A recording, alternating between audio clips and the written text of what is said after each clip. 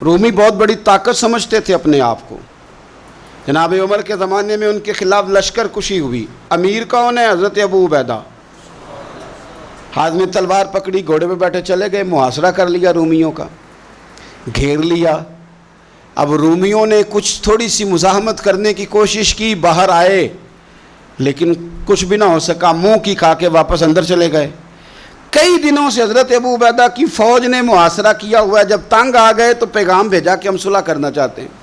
فرمایا صلح تو مسلمانوں کا پسندیدہ کام ہے، آ جاؤ۔ ہم نے کہا جی ہم جزیہ دے دیں گے، ہم کسی طریقے مسلمانوں کے اطاعت میں آ جائیں گے، آپ ہم سے بات کریں۔ فرمایا بھیجو۔ ان کا سپہ سالار آیا، انہوں نے روب ڈالنے کے لیے نا مسلمانوں پہ سپہ سالار کو بڑے قیمتی کپڑے پہنائے، زرق برق لباس، عالی شان پوشاکیں، 5-7 لوگ ساتھ، یہ لوگوں کا طریقہ ہوتا ہے۔ وہ پریشر ڈالنے کے لیے لوگ کرائے کا مکان بھی خرید لیتے ہیں، کرائے کی کار بھی حاصل کر لیتے ہیں، لوگوں کے برتن بھی استعمال کر لیتے ہیں، کسی کے گھر سے فرنیچر بھی منگوا لیتے ہیں۔ تو آپ نے نا وہ زرق برق لباس پہنے ہوئے ان لوگوں کو آتے دیکھا۔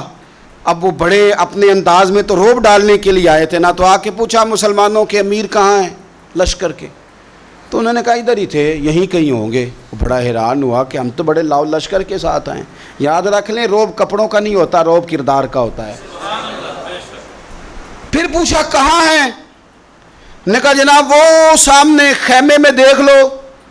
وہ خیمے میں گئے تو اتنی بڑی فوج کا سپہ سالار زمین پہ بیٹھے اور اپنے تیر سیدھے کر رہے ہیں۔ اب وہ بڑے زرق برق لباس میں کہنے لگا ابو عبیدہ بن جراح آپ ہیں؟ فرمایا میں ہی ہوں۔ کہا ملنا تھا؟ فرمایا آ جاؤ۔ کہنے لگا آپ تو زمین پہ بیٹھے ہیں۔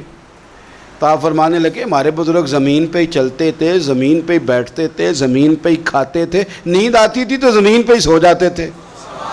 وہ حیرانگی سے کہنے لگا آپ اتنے بڑے سپہ سالار ہو کے اس طرح رہتے ہیں؟ فرمانے لگے میری ضروریات ساری پوری ہوتی ہیں، پھر بھی کبھی کوئی مشکل بن جائے تو میں تھوڑا سا قرضہ لے لیتا ہوں حضرت معاذ بن جبل سے، ان کو مشکل آ جائے تو مجھ سے لے لیتے ہیں۔ تو بالکل صحیح گزارا ہو رہا ہے کہ اس طرح کیوں بیٹھے ہیں، یہ کیا بات ہوئی؟ ہمارے ہاں لوگوں کا رونا دھونا نہیں، روز مکان کوئی نہیں تو رو پڑے، بچے کی شادی کرانی ہے تو رو پڑے، او ہو جی کیا بتائیں غریبی بڑی ہے تو رو پڑے۔ زمین پہ بیٹھے ہیں، زمین پہ بیٹھ کے خشک ٹکڑے کھا رہے ہیں، پر کہہ رہے ہیں بڑے مطمئن ہیں یار کیا ہوا، کوئی ایسا مسئلہ نہیں۔ اگر کبھی مشکل آ جائے تو میرے دوست ہے حضرت معاذ بن جبل، تھوڑا قرضہ لے لیتا ہوں، ان کو ضرورت پڑے تو مجھ سے لے لیتے ہیں۔ رومی صلح بھی کر گئے، بات بھی کر گئے، پر جہاں جہاں گئے نا حضرت ابو عبیدہ بن جراح کا فقر بھی بیان کرتے گئے۔